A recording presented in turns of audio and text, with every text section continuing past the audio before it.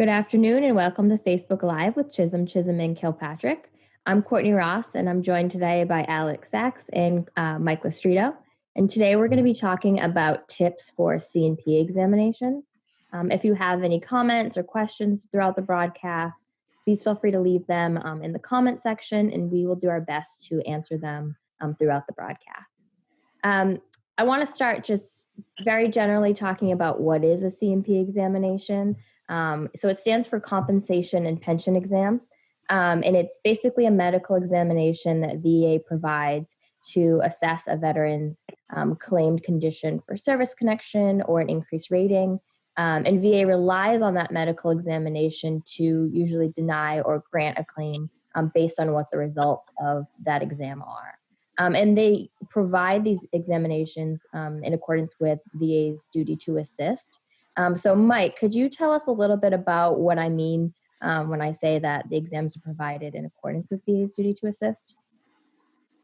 Sure, Courtney, thanks. So the duty to assist is somewhat unique to the VA system because the VA system is really set up to be a non-adversarial, VA-friendly system. And so what the duty to assist does is it essentially requires VA to obtain information throughout the appeals process or the claim process to help establish or substantiate a veteran's claim. And so this duty to assist applies in different scenarios throughout a veteran's claim. And that means that VA will be obligated to go out and obtain service records, treatment records, and in certain instances, as we'll talk about today, order these C&P exams to further evaluate the veteran's claim. And when might VA request that a veteran attend a C&P examination? Yeah, so there really are different scenarios when a veteran can expect to be ordered to or scheduled to attend a C&P exam. So one instance is after a veteran files an initial claim, perhaps they file a claim for service connection or an increased rating. Oftentimes, VA will then schedule the veteran for an exam to then evaluate the veteran's claim or the veteran's condition in terms of severity, or if it's service connection, whether there's a nexus, whether there's a diagnosis and such. Another example would be if the board remands a veteran's case. Oftentimes the board will be remanding to obtain a C&P exam. And so really it comes down to if VA determines that they don't have enough medical information to decide a veteran's claim or appeal, they could potentially schedule the veteran for a C&P exam. If a veteran has already been scheduled and attended a C&P exam for a particular condition, it's possible that if VA determines that the previous exam was inadequate for any reason, and there are a whole host of number of reasons why an exam can be inadequate, but if a VA adjudicator determines that a previous C&P exam for that condition was inadequate, a veteran may also be, under those circumstances, ordered to attend a new C&P exam to evaluate the same condition once again.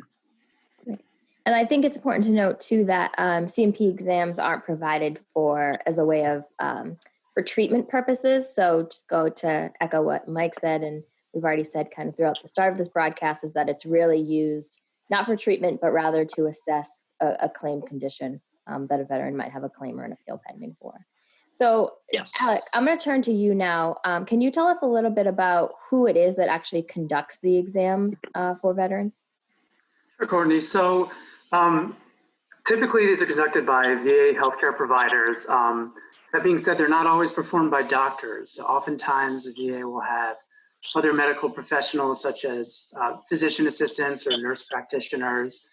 And in some cases, third-party outside medical contractors. That's, in my practice, typically I see them more with the somewhat more complex conditions, different forms of cancer, stuff like that. So it's likely you've never met your examiner prior to the C&P exam. It's not going to be your primary care provider. And then in terms of how they're conducted, they're usually done in person at a VA medical center. Oftentimes the examiner is following basically a script where they'll ask questions about your disability and how it affects aspects of your daily life and your daily functioning.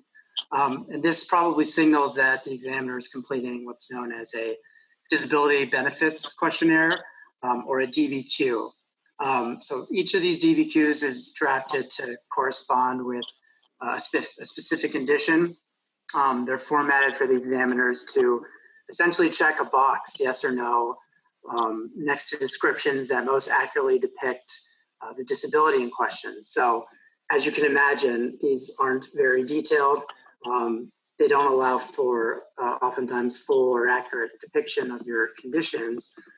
So that's why it's important to be as detailed as you can and elaborate in your responses to their questions. There will be parts on these exam reports that do document your statements, such as in the medical history section, or in any section where you'd be asked to describe, like I said, how the condition or its symptoms affect you on a daily basis. So those are the important things to be aware of and to elaborate on in detail, so that you're not confined to the checkbox DBQ that oftentimes do a lot of veterans in. So, and in terms of length, they'll probably last anywhere from 10 minutes to an hour. Yeah, it can really vary. And one more point about the DBQ too, I just want to mention is that VA is continuing to use DBQ forms, but they used to be available to the public. So veterans used to be able to go on to VA's website, download with the DBQ form for the appropriate condition, and have their own private doctor fill it out. And VA's recently changed that. We recently did, or CCK recently did, a separate Facebook Live on this issue, and kind of went over the details of what this change was and why it occurred. So you can check that out on our website or our YouTube channel as well if you want to find out a little bit more information on that. I want to turn now, though, to the actual tips we want to give in this broadcast. So the first one is a very important one, if not the most important one here, and that is to show up to the exam and to show up on time. So Mike, can you talk a little bit about this specific tip and why it's so important, and the implications that it can have on your appeal or your claim if you don't show up for the exam? Yeah, absolutely. Thanks, Courtney. Show up and show up on time. It's simple, but it's really important, because what happens is if a veteran is scheduled for an exam, a C&P exam, and they do not show up and they don't have reason for not showing up, or if they have not requested the exam to be rescheduled, it's really, it provides VA with a very easy option or avenue to just flat out deny the claim and deny the appeal. And so it's really important that veterans attend the exam.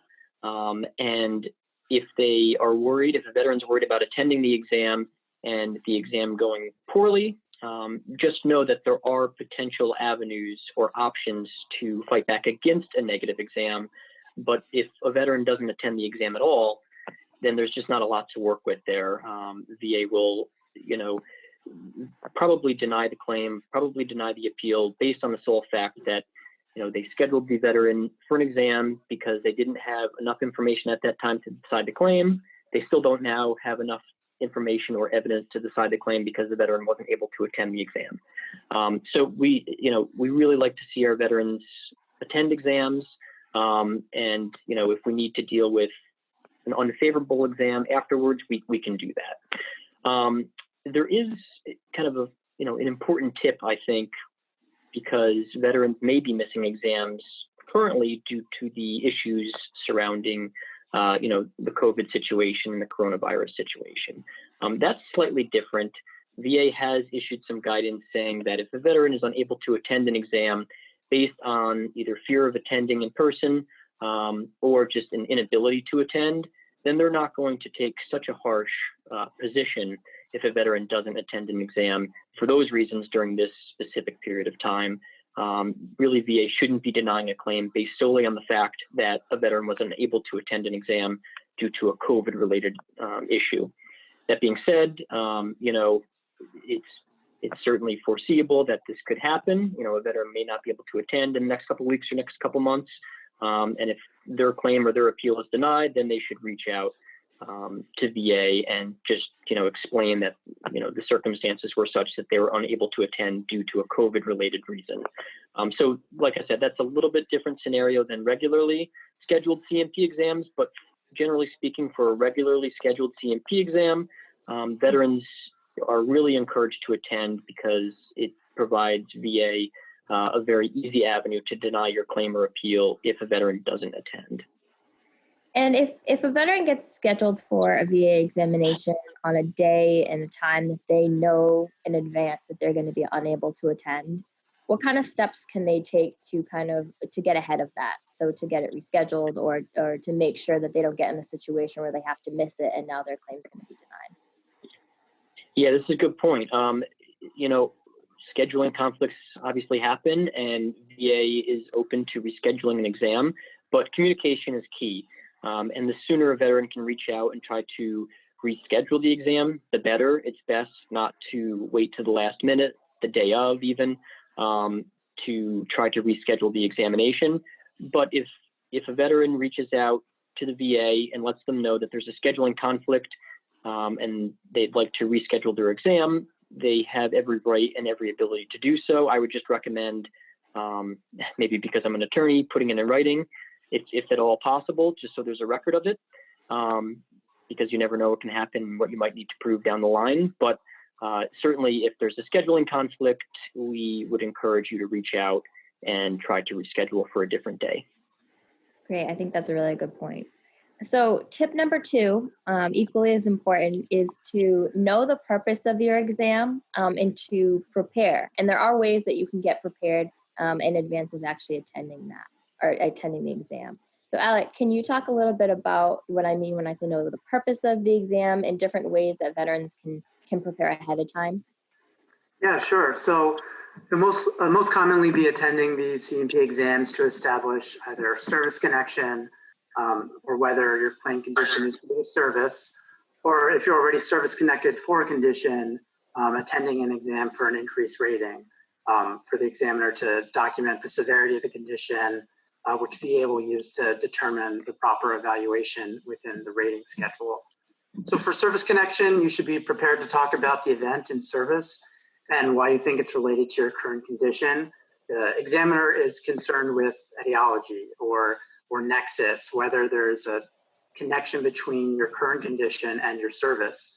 Your condition might have began in service or developed after service, but as a result of service, or it might be secondarily caused or aggravated by another already service-connected condition. So there are lots of ways to establish service connection, and you should be prepared to speak about the ways in which it's related to your service, either it having occurred in or being related to another condition that is already established for VA purposes as related to service. For increased rating, be prepared to explain how your symptoms have worsened over time, and if applicable, since your last C&P exam. I recommend making a list of symptoms that impact your life. You can keep a journal of these symptoms. That's going to be very informative for the examiner to document the range of symptoms and, again, their effects, which at the end of the day is what they're interested in documenting the severity of the condition. So, for instance, in an orthopedic exam or a mental health exam, if you're seeking an increased rating, you can find VA's rating criteria online. It's helpful to understand which schedule your condition is rated under so that you know what symptoms and effects constitute the criteria for a higher or lower rating and what questions you might be asked by the examiner. This will help prepare you for the exam. For a service connection exam, as we said before, be prepared to explain that etiology or the nexus connection between your current condition and service. Yeah, and I would say too, just to add, to kind of keep in mind too, based on what type of exam it is, orthopedic or mental health, for something like an orthopedic exam, you might be asked to do some like objective actual testing of your physical condition at the exam, where you're not likely to have that with other conditions like a mental health condition. So just kind of be prepared and and knowing what condition you're being examined for ahead of time will help you to prepare and have an understanding of that before you go into it. So the third tip, and this piggybacks well, I think, off of what Alec was saying in terms of understanding what you might be asked and what the examiner is really focused on.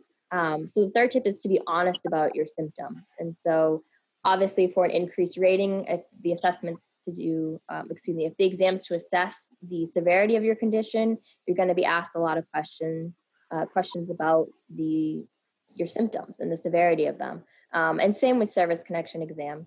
So Mike, can you talk a little bit about why it's so important to be honest about your symptoms during the examination? Sure. So it's really important that veterans don't attend an exam and try to exaggerate their symptoms because they think that they need to, maybe play up the symptoms a little bit. Sometimes they think, and I think it's common in other situations too, maybe the examiner is not listening to me. I need to try to prove my point a little bit. But really that can create a lot of trouble for a veteran, especially because they've likely submitted lay testimony in the past, or there are medical service records or treatment records that have been submitted already, which already kind of tell a veteran's story in a lot of ways.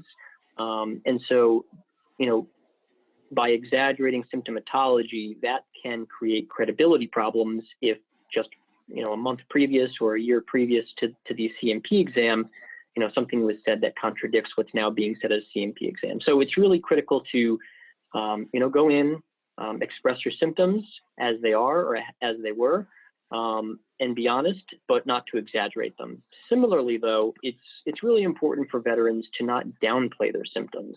And this is something that, at least in my practice, I unfortunately see sometimes. Veterans don't like to maybe share a lot of their current symptomatology or what's really affecting them, or they may say things are better than they actually are because on that particular day they're a little bit better, but over the course of the past several months or the past year they've been terrible, and they'll probably be terrible tomorrow too. So it's just important that veterans use this examination as an opportunity to state their symptoms or their situation as it truly is. Don't exaggerate, but don't downplay. Something as simple as walking into an exam room and having the examiner say, how was your day today, or how are you doing? And the veteran saying, I'm doing great today. That may be interpreted and recorded in the examination report as the veteran is feeling well today or doing well today, when the opposite could be and probably is actually true. So just, be careful of body language, be careful of how you're conveying things and what you're saying, because it's all being absorbed and soaked up by the examiner. The examiner is watching every move you make, and so you really want to go into it thinking and planning ahead as to, how am I going to relay what's accurately happening to the examiner, both in body language and through my words. Yeah, I think that's a really important point. And keep in mind too that this is all true even outside of the exam room. So in a lot of cases, the examiner is paying attention to the veteran and watching them even as they're waiting in the waiting room and observing all of the things that Mike just outlined. So keep that. I think that's an important thing to keep in mind as well. Tip number 4 is to consider bringing someone with you.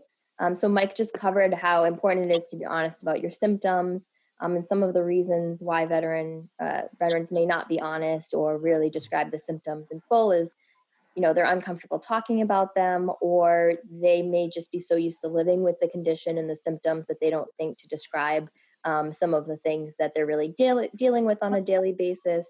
And so bringing a friend or a family member or a caregiver who's with you on a regular basis and really has the opportunity to observe your symptoms regularly and how they actually impact your life can also really be helpful, because they can help to supplement some of the responses that the veteran may be giving to the examiner in terms of what symptoms he or she is suffering from and the actual impact that they're having. This is especially true with conditions like mental health conditions, where a lot of the exams and the questions that are being asked are based more on subjective reporting of the symptoms and not like the objective testing that I mentioned before with orthopedic conditions. And so if you have somebody who knows you very well and observes your symptoms regularly, you can also consider bringing them with you to help help respond to what the examiner is going to ask you.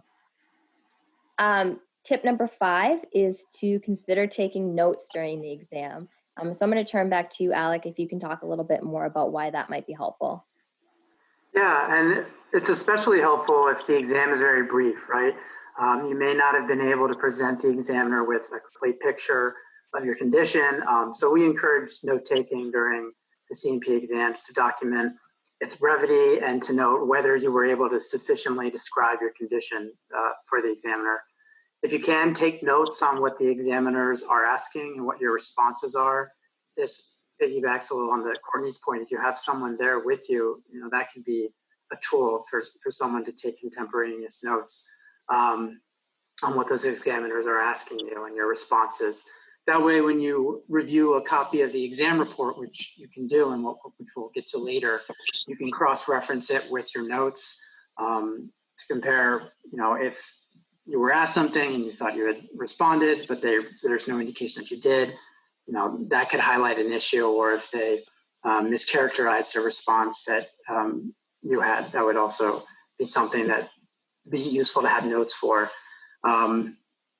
So like I said, it'll help you and your representative down the line determine if the exam was adequate. It might suggest there's a lack of information in the exam report, which you can argue reduces its probative value when that goes to before a VA adjudicator. Yeah, and I think too, to keep in mind that sometimes the timing between the exam when you actually attend and when you or your representative may want to respond to it could be a few months. And so I know I certainly don't remember the details of an appointment I attended 3-4 months ago. And so having those notes can be, as Alex said, really helpful to be able to reference back, and even writing down little details you may not remember 4 months from now. Having that to reference could be a big help in deciding how to respond to the exam. Tip number 6 is to keep in mind that the C&P examiners don't know the status of your VA disability claim. Their role in all of it is really just to provide this medical opinion. So Mike, can you elaborate on that tip a little bit more? Sure. One thing I see in my practice is veterans will attend the C&P exam and think that it's an opportunity for them to get additional information about the status of their claim, the status of their appeal, or how the exam is going to impact their claim or appeal. And unfortunately, that's just not the right time or place to really obtain that information. As you said, Courtney, C&P examiners are usually contracted or a lot of times contracted out to a private separate party, third party contractor. VA is a large bureaucratic system with many subdivisions and subdepartments, and so the same department that conducts one exam might not be the same department that actually adjudicates the claim, or vice versa. So I think it's important for veterans to keep in mind that when they're going in to be examined for their compensation and pension examination, they're really not going to be able to get any additional information about the status of their case or their claim or their appeal. And it's really not the time to, I would say, ask those type of questions or maybe argue with the C&P examiner. That may in and of itself may be something that the C&P examiner writes down in their report that could negatively impact your case or reflect upon you. Just think of it as, it's a third party contracted to do the examination, and then that report is submitted to VA adjudicators, and then that's the time to raise any issues you might have from the exam or with the exam. And you're welcome to do so at that point, but just, the examination is there just for the examination purposes. Thank you, Mike. Tip number 7, I'm going to go back to you for, Alec, because you mentioned this just a few minutes ago. And this is to request a copy of your C&P exam and get the examiner's name after the examination is complete. So can you talk a little bit about what's the benefit of doing that and what's the process for how to actually obtain a copy of your exam? Yeah, well, absolutely. You have the right to request and obtain a copy of your C&P exam report. And you do that by contacting the VA Medical Center where the exam was conducted, or your VA regional office. It's important to review the exam to determine if the results are favorable, and to decide whether or not you will want to challenge the adequacy of that exam down the line. Because VA decision makers really place a lot of weight on these exams when deciding your claims. You'll want to see that the exam was filled out completely and thoroughly, like I said before, reflecting the most accurate information possible. And you can request to see the examiner's credentials. And that might be helpful in a case where, for instance, if it was a nurse practitioner who conducted an exam for a complex neurological disorder, there might be an argument that he or she is not considered competent or qualified enough to evaluate that condition. That's at least something you can raise that VA will have to consider. And then in terms of what you want to do if that exam is unfavorable or wrong, there are a bunch of steps that you can take in addition to providing your own statements challenging the inaccuracies or the omissions in the exam report. You can gather other favorable evidence that VA would have to consider and weigh against the unfavorable exam. So, for instance, you can ask a family member or a friend to write a statement in support of your claim. You might ask them to, describe their observations of your symptoms and how they affect you on a daily basis. These are commonly referred to in VA parlance as buddy statements. So in addition to that, you can request a hearing before the Board of Veterans Appeals, where with the help of your representative, you can present oral testimony in support of your claim. And that's helpful for challenging the C&P exams because it allows you and your attorney to point out to specific problems with the exam, so that the veterans law judge has to consider it. And they might agree with you and decide that the exam was lacking and that a new exam is needed. And as we discussed earlier, have a remand or send that back to the regional office with instructions to provide you with a new exam or some other additional development. And the last thing I'd note is you can always ask your personal physician, your primary care physician, or a specialist that you have a relationship with to provide an opinion or even complete the DBQ that we talked about earlier, that form that the VA examiners are following. That said, if you choose to pursue that option with the DBQ and having your doctor fill that out, let them know that it's important to provide some written explanation, a rationale in support of their ultimate findings, conclusions, because oftentimes we'll see the VA dismiss those private reports, even if they're following the VA's own DBQ format, because they're not supported by a rationale or an explanation, which seems unfair, of course, but that's something that you should have in mind if asking one of your providers to provide an opinion for you. Yeah, and I think anytime you have a negative exam, because as we've kind of emphasized throughout this broadcast, VA relies so much on these exams and the results of them to make a decision in granting or denying benefits, that it's going to be really important to respond in some way to a negative exam, and make sure that you're doing some of the things that Alex has suggested. CCK has actually done a previous Facebook Live on how to challenge VA examinations.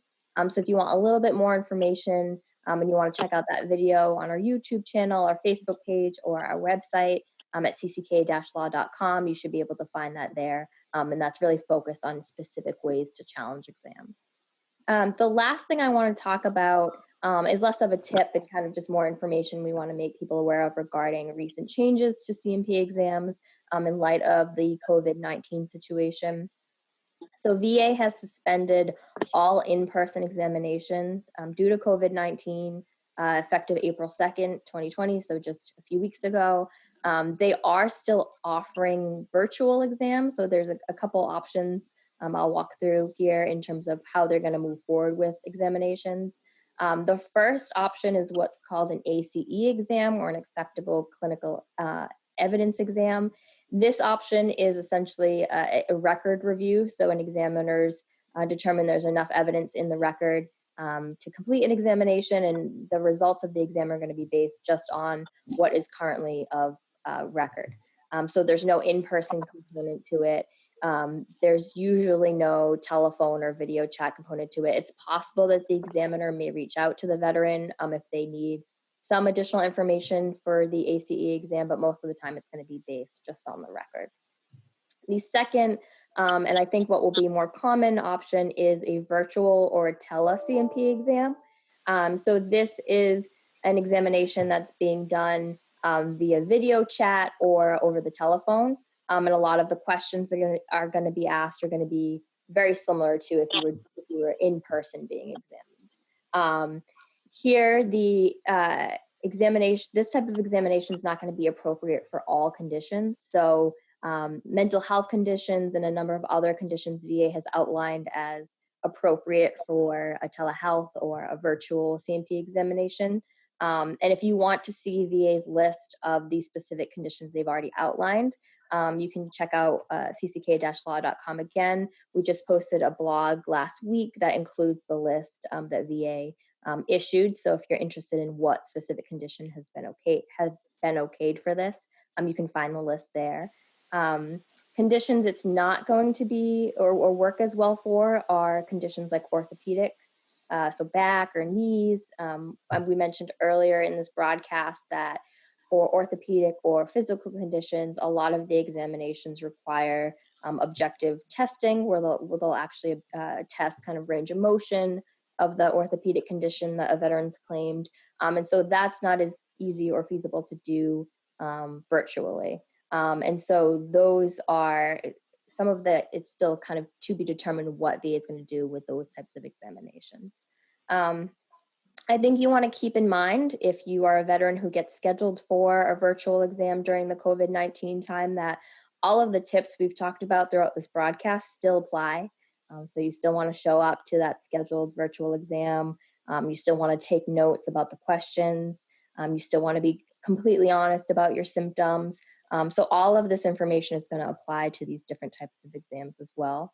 And if you are a veteran who has a condition that maybe the virtual exam is not going to work for, you can also consider possibly asking your private treating doctor for an opinion, or if you're a representative representing veterans, consider getting an outside independent medical opinion, one where the veteran's not being seen in person again because of the current situation with COVID-19, but consider private opinions to be able to submit in favor of your veteran's case, so that waiting for an in-person examination doesn't slow down the case or delay getting a decision there.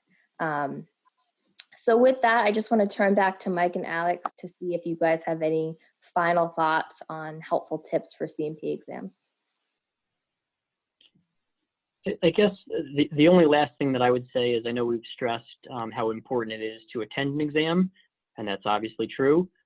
If a situation arises where a veteran missed the exam and now they're wondering what to do from there, I think, at least I found that it's helpful for a veteran to submit a signed statement that says or lists out the reasons why they were unable to attend the exam and therefore missed the exam, and then indicate that they are willing to attend a future exam if VA would schedule them for a new exam. And I think that submitting that signed statement lays the groundwork for them to cover them in case VA either refuses to grant them a new exam, but it's something in writing, it's something signed indicating that the veteran missed the exam for a particular reason and fully has the intention of attending a new exam if one would be scheduled. So I think that is a helpful tip for scenarios where a veteran has unfortunately missed an exam.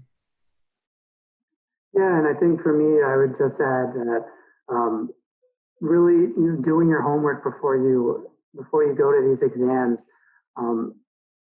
having an idea of the symptoms or the type of test that they might have you do there, and how that corresponds to the rating that you're trying to get. That'll help, and taking notes again during the exam to the extent you can, because oftentimes I have plenty of clients who call me and after the fact, but without having submitted any formal statement to VA.